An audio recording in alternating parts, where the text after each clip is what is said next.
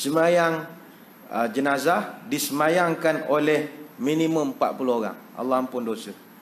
Itu tuan-tuan, kita sunat hukumnya berpesan pada anak cucu, anak isteri kita, kalau meninggal semayang mesti 40 orang minimum. Suruh anak kita cari lah. Mana pesan pada isteri, yang abang kalau meninggal, katalah AJK, khariat kematian semua tak ada, tunggu jugalah, mesti cukupkan 40 orang.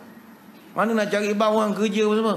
Engkau bawa kereta, carilah mak tapis mana budak-budak, semayangkan, jangan kurang 40.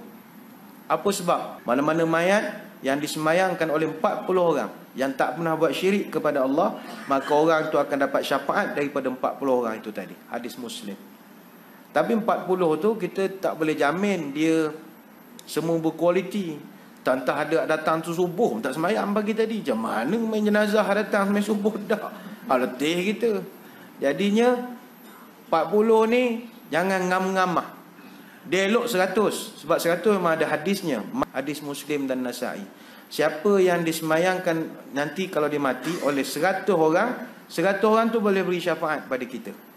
Yang penting pesan pada anak-anak, engkau jangan semayang abah kat hospital 3 orang je dengan bantu perubatan ni, semayang 3 orang. Bawa balik, cari orang minimum 40. Sebab itulah talian terakhir kita untuk pengampunan dosa sebelum masuk dalam kubur. Ini talian akhir juga, iaitu amal kebaikan yang ditujukan kepada kita selepas daripada kita meninggal dunia. Dalilnya adalah macam contoh sedekah. Tuan-tuan, kalau sedekah on behalf orang dah meninggal, sedekah tu sampai mengampunkan kesalahan dia.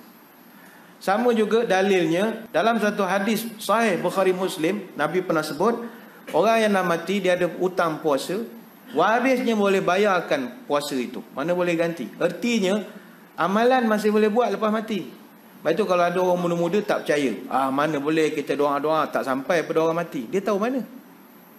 Saya tahulah nenek. Tak, ginilah, awak mati dulu, kemudian kita doakan untuk awak. Nanti you hidup balik cerita, sampai ke tak sampai. You pun tak pernah mati, macam mana you boleh muka confident macam benda tu tak sampai? Janganlah confident sangat. Kalau tak sampai, takkan ada badal haji. Apa guna badal haji tu? Badal haji tu kan untuk orang dah meninggal. Macam tuan-tuan sayang ke Piramli, buatkan haji untuk Piramli, boleh? Sampai ke tidak? Boleh, pakailah Haji Ramli bin Putih, boleh pakai. Habis kalau benda amalan orang hidup untuk orang mati tak sampai, buat apa boleh ada badal haji? Kenapa boleh ada badal puasa? Artinya orang mati masih boleh kita berbuat sesuatu untuk bantu di alam kubur. Dulu Datuk Ismail Kamus, dia ni antara penceramah yang paling kerap orang viral meninggal. Sian dia. Saya ingat tuan-tuan pun ingat dia dah meninggal. Orang selalu ingat dia meninggal. Ada sekali dia di Mekah. Dia kata dia duduk di Mekah dah 3 hari, dia tak rasa lapar. Dia heran kenapa pula dia tak rasa lapar. Rupanya masa tengah viral dia dah meninggal dunia.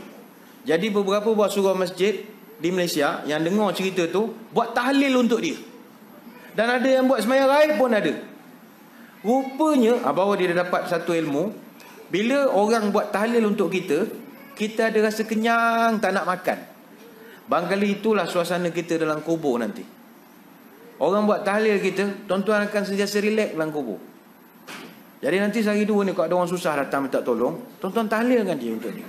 Bukan tak nak bagi duit, minggu lepas dah bagi, dah RM5 datang lagi. Selalu masjid jadi mangsa, dia tahu kita ada tabung, duit sikit balik Terengganu, bagi RM5. Minggu lepas datang lagi, duit makan, lapar. Duduk sini aku baca talqin untuk kalian, InsyaAllah kenyang. Mudah-mudahan. Dan yang terakhir, yang ke-13, perkara yang boleh menghapuskan dosa kita adalah musibah yang menimpa kita. Sakit, selipar hilang keluar ni garang, motor tak boleh start, tu semua musibah.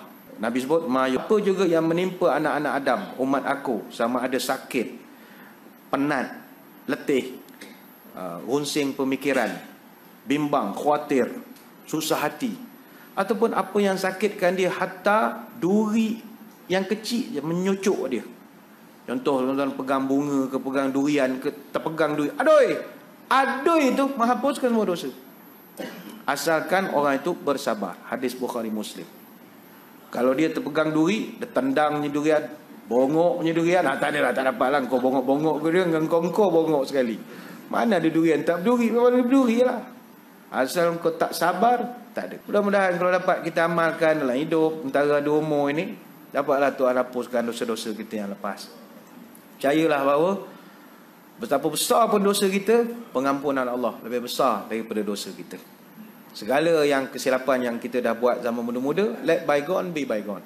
Tak payah dia kenang-kenang, dan tak payahlah buat ceramah perdana menceritakan dosa-dosa yang lepas. Itu saya tak berapa suka sangat ada hati-hati ke orang yang hijrah-hijrah ni nak cerita jahat masa muda. Tak perlu.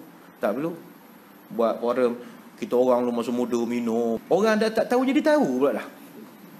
Tak payahlah cerita benda Tuhan dah tutup. Tak payah buka file. Tuhan dah pangkas hilang dah. Kau cerita orang buat apa? Sama ke tuan-tuan kalau ada girlfriend yang cerita ke bini. Nak mengaku-ngaku buat apa? Ini bukannya gereja nak kena mengaku dosa. Kan padri ya kita kena mengaku. Padri, saya baru ni jumpa girlfriend. Ampunkan saya. Okey, RM50. Bagi RM50. Ampun lah. Kita ada dosa, tak payahlah cerita. Yang, abang rasa bersalah lah. Kenapa? Minggu lepas jumpa Amoy. Buruk kaki lah. Tak payah cerita lah. Ampun pada Allah. Dah tak kantor itu, okey lah. Tuhan dah tutup. Tuhan tutup. Yang kau nak cerita apa? Kena cerita Ustaz, baru tenang. Tu setan. Lagi tak cerita Ustaz, dia membuat-buat lah tak jujur.